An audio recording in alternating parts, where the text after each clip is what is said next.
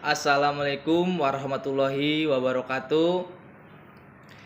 Saya Saiful Bahri dan juga teman saya Ferry Rizky Ferdiansa dan juga Felix Jopa dan terakhir yaitu Agustinus Panggotama Sola Gogo Tamba. Di sini berempat saya akan menjelaskan tugas sistem fluida yang berjudul peran oli dalam mengendalikan gerakan dan meminimalkan guncangan.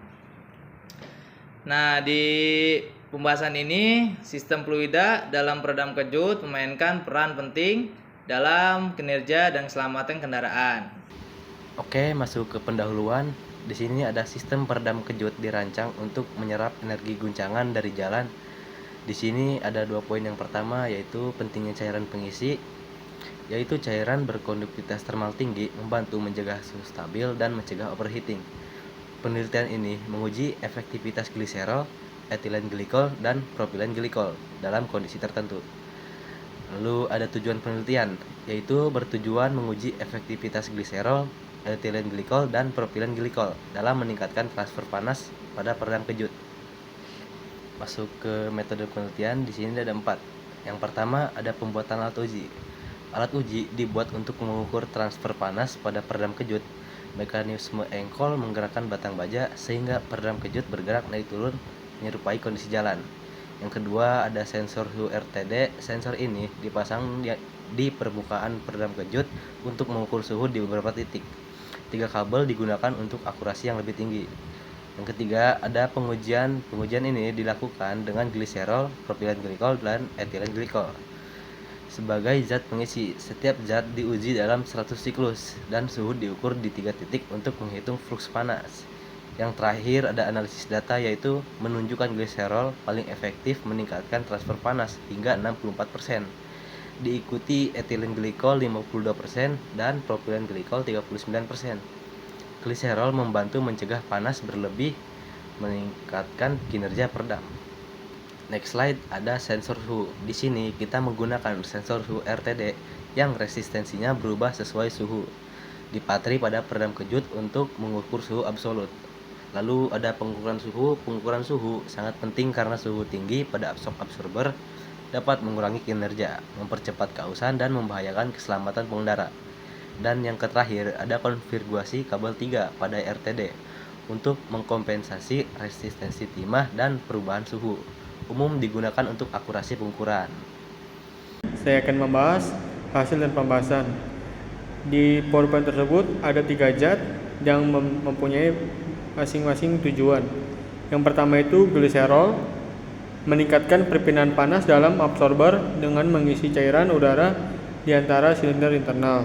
Yang kedua, propilen glikol digunakan untuk meningkatkan perpindahan panas dengan cara serupa, mengisi celah udara di dalam absorber. Yang ketiga itu etilen glikol berfungsi sama, memaksimalkan perpindahan panas melalui pengisian celah di udara absorber. Dalam hasil pengujian menunjukkan bahwa gliserol adalah zat yang paling efektif dalam meningkatkan transfer panas pada peredam kejut. Terbukti bahwa persentase gliserol lebih besar daripada zat yang lain. Selanjutnya saya akan membahas pengaruh sifat fisik cairan pengisi. Karakteristik seperti konduktivitas termal dan viskositas mempengaruhi kinerja peredam kejut. Gliserol dengan konduktivitas termal tinggi paling efektif dalam membuang panas, diikuti oleh propilen glikol yang lebih rendah tetapi tetap lebih baik dari udara. Hal ini mencegah panas berlebih yang dapat mengganggu kinerja dan mempercepat kausan. Nah, sekarang kita masuk ke pembahasan dampak pada kinerja dan umur peredam kejut. Transfer panas yang efisien mencegah pemanasan berlebih dan kerusakan komponen. Nah, di sini teman-teman terbagi 2, yaitu kinerja yang lebih baik. Suhu yang stabil meningkatkan kinerja shock breaker. Hasil eksperimen menunjukkan bahwa penggunaan cairan dan dengan kondisi termal tinggi meningkatkan kinerja dan umur peredam kejut. Dengan suhu kerja yang lebih stabil, komponen internal peredam kejut seperti piston dan segel dapat dilindungi dari kerusakan. kerusakan panas seperti pelemahan material ataupun deformasi dapat diminimalkan. Nah, kita masuk ke pembahasan yang kedua, yaitu umur peredam yang lebih panjang.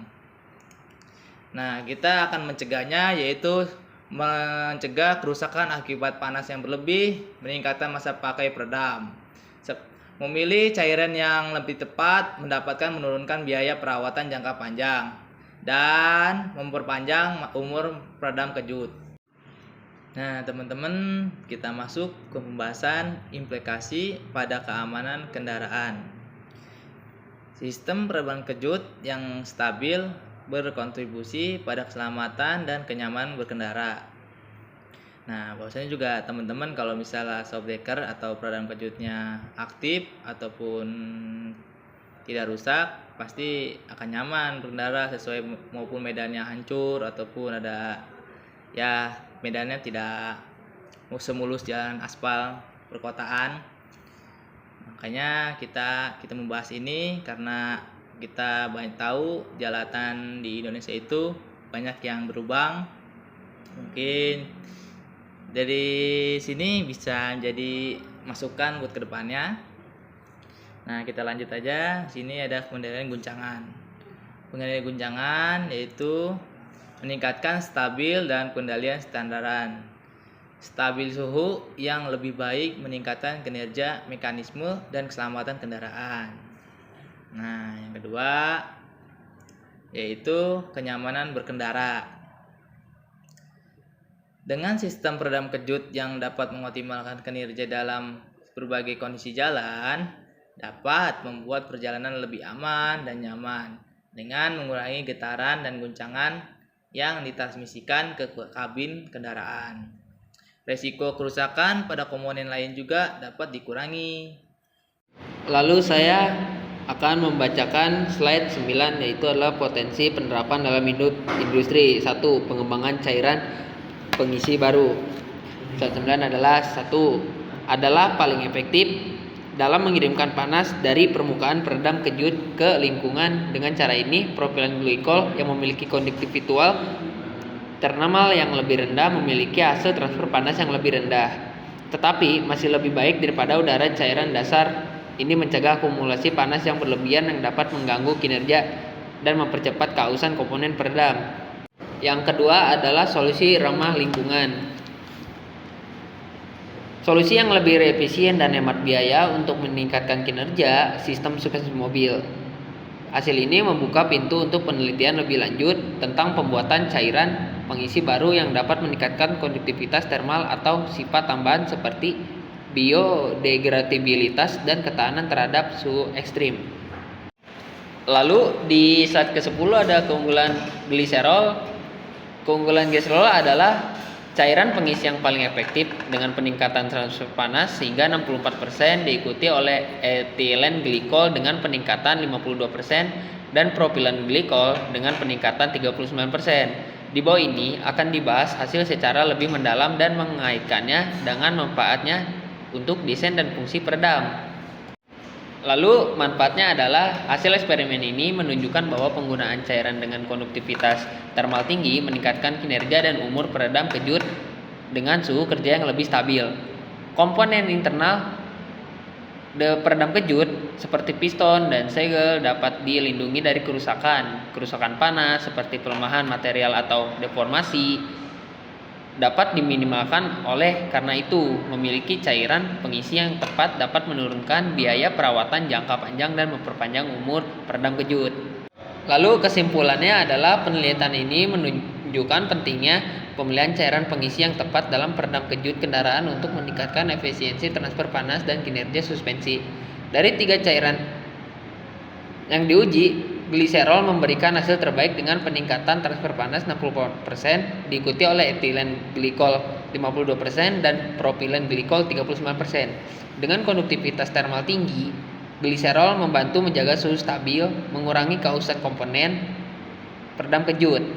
Stabilitas ini juga meningkatkan kenyamanan dan keselamatan berkendara, membuka peluang inovasi cairan yang lebih efisien dan ramah lingkungan dalam sistem suspensi.